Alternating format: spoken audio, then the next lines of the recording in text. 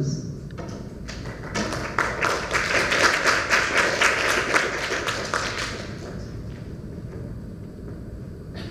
I know one example of a pure love, and I receive it every day.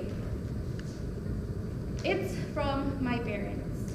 My parents has always been a source of inspiration in my life. It is from them where I experience pure love. My dad, who consistently and constantly proves his love to me and my siblings, is a testament that pure love is true.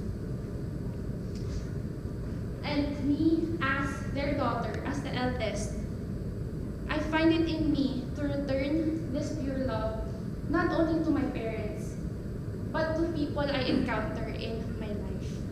That is the pure love that has been taught to me by my parents.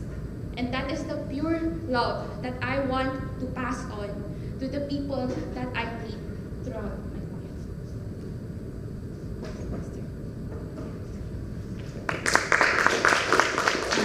Let's give a minute for our judges to complete their ballots.